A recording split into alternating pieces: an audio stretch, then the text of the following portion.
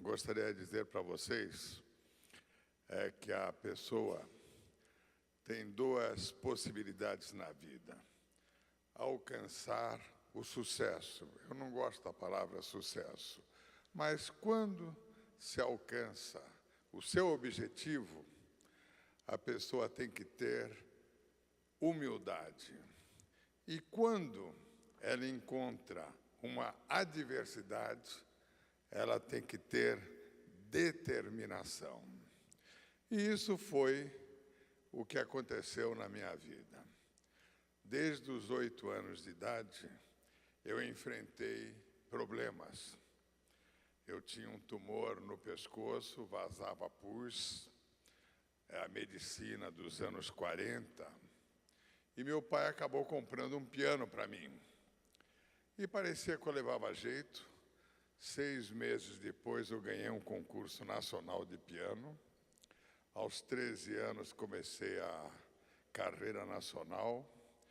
Aos 18 anos, eu sofria de distonia.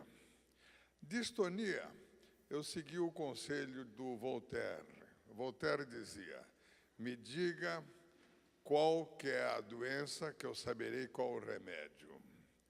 Em outras palavras, com distonia, que ainda não tinha, depois foi chamada de LER, doença que até hoje não teve solução, mas que tem soluções paliativas, e eu tive que encontrar minha própria fórmula para fazer a minha carreira, que começou aos 18 anos na parte internacional. Realizei mais de 1.500 concertos pelo exterior, tocando com as principais orquestras do mundo. E quando eu percebi, eu não sabia o que queria dizer a distonia, eu conseguia dormir até meia hora antes do concerto, para que no concerto, porque a distonia vai aparecendo os problemas durante o dia, e eu iniciava um concerto como se eu tivesse acordado. E assim foi as minhas gravações. Mas fora o problema do LER, eu tive problemas periféricos. Aos 26 anos, morava em Nova York, jogando futebol no Central Park, com o time que ia disputar o torneio de Nova York, que é o time para o qual eu torço. Quando eu falo o nome do time, só eu levanto a mão: Portuguesa de Desportos. E eu tive um acidente, numa queda, uma pedra rompeu meu nervo ulnar, tive que parar. Em outras palavras, depois voltei a ter um acidente mais tarde, com um assalto, fiquei 8 meses, uma lesão cerebral. Mas com tudo isso, resumindo, foram nada mais, nada menos que 23 operações para manter o sonho. Até que depois da 19ª operação, os médicos me falaram: você nunca mais vai tocar piano profissionalmente. Naquele momento parecia que o mundo tinha acabado, eu estava com 64 anos.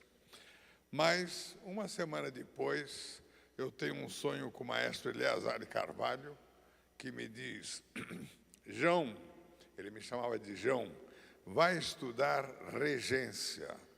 No dia seguinte, às 7 horas da manhã, tomei a primeira aula de regência.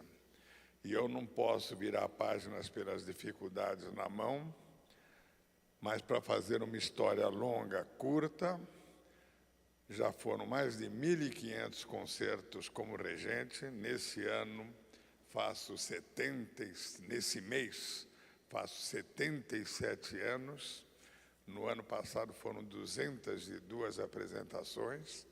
Mas na hora que eu percebi que eu podia continuar na música através da regência, eu falei para mim mesmo: a única forma de agradecer a Deus é continuar procurando a excelência musical aliada à responsabilidade social.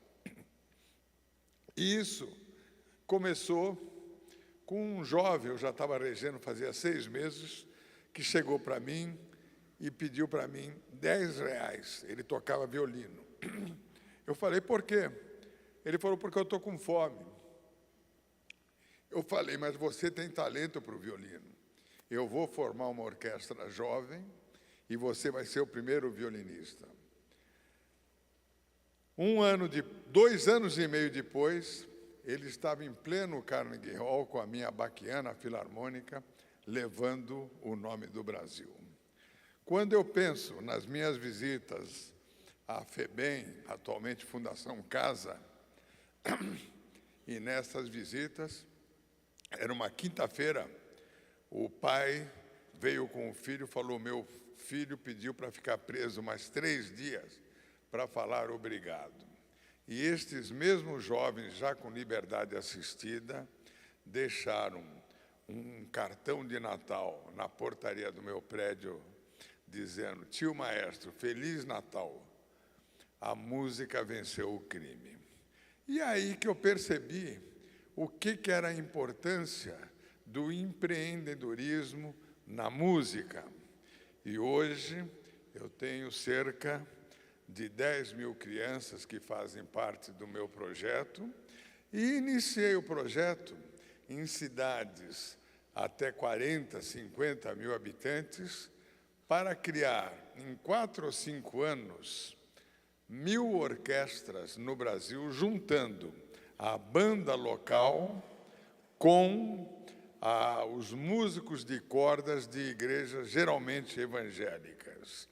E este sonho eu quero realizar, começa com Orquestrando São Paulo e transformar-se-á em Orquestrando Brasil. Por quê? Porque cultura precisa de empreendedorismo. Tanto é que na Segunda Guerra Mundial, quando o ministro da Cultura perguntou para Churchill, o maior estadista do século XX, como é que fica a cultura? E ele respondeu, por que você acha que estamos tendo esta guerra? O momento mais emocionante da minha vida foi quando eu, pela primeira vez, eu fiz a minha estreia no Carnegie Hall, e quantas vezes eu toquei no Carnegie Hall como pianista em situações normais.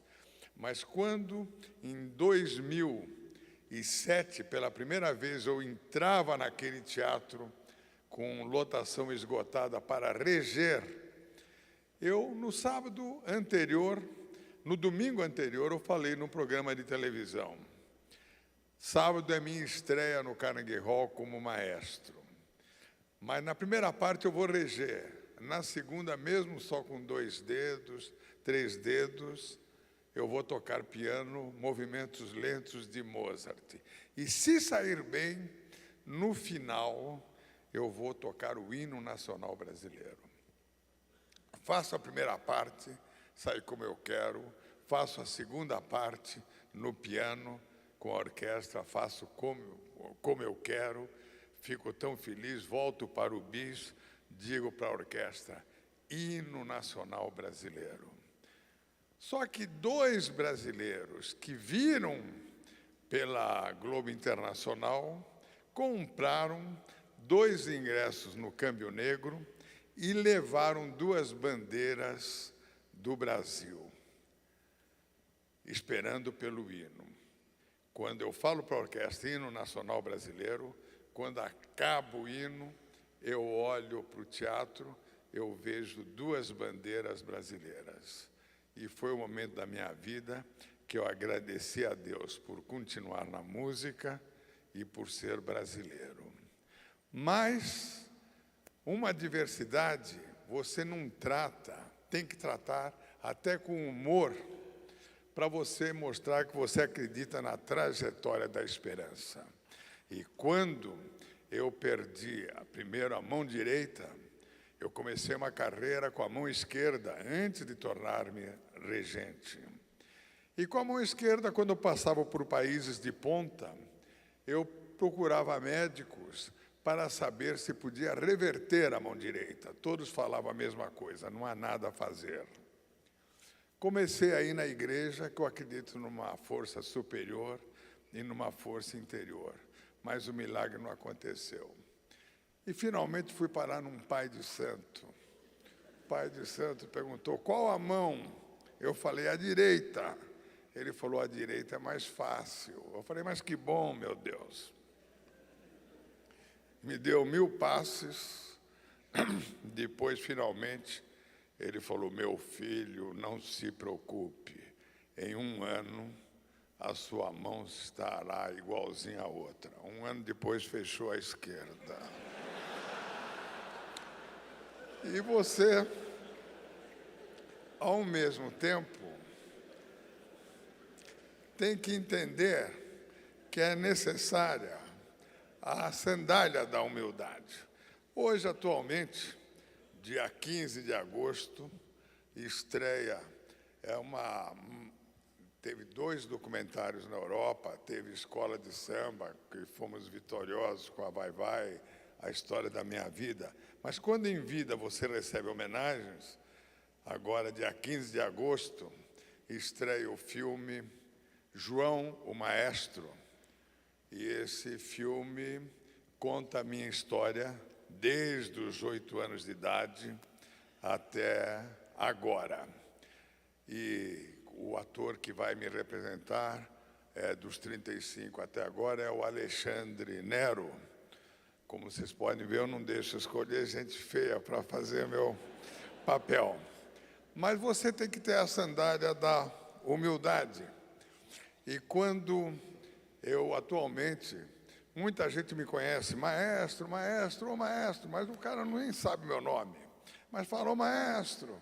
E eu fiz um concerto em Manaus. Quando acabou o concerto, eu vou logo para o aeroporto, várias fotografias no aeroporto. Quando eu estou entrando no Finger, uma moça do McDonald's chega, maestro, posso tirar? Porque a coisa que você mais ouve é só mais uma para garantir, entende? Mas ela entrou e falou, maestro, pode ser a última foto? Eu falei, claro que sim, eu nunca na minha vida recusei uma foto. Aí ela tirou a foto comigo, a orquestra estava atrás, ela saiu andando toda orgulhosa, consegui tirar uma foto com o Pavarotti.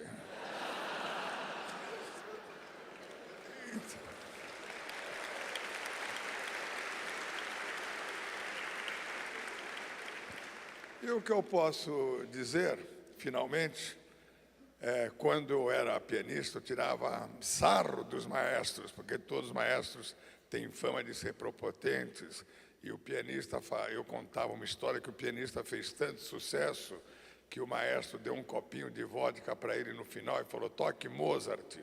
E ele tocou Mozart perfeito e foi ovacionado.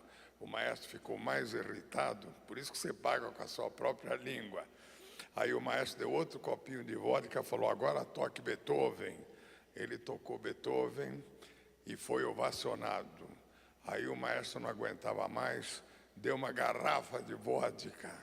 Ele tomou a garrafa, o maestro falou, agora toque Tchaikovsky, que é mais difícil. Ele falou, maestro, para tocar agora ficou um pouquinho difícil, mas se o senhor quiser reger, eu consigo. Então, o que eu quero dizer, então, finalmente, é que eu só posso agradecer a Deus por continuar na música. E através da música, eu estou conseguindo crianças e mais crianças trazerem com inclusão para que eles realizem os seus sonhos. E através da música, eu corri atrás dos meus sonhos. E hoje, os sonhos correm atrás de mim. Muito obrigado.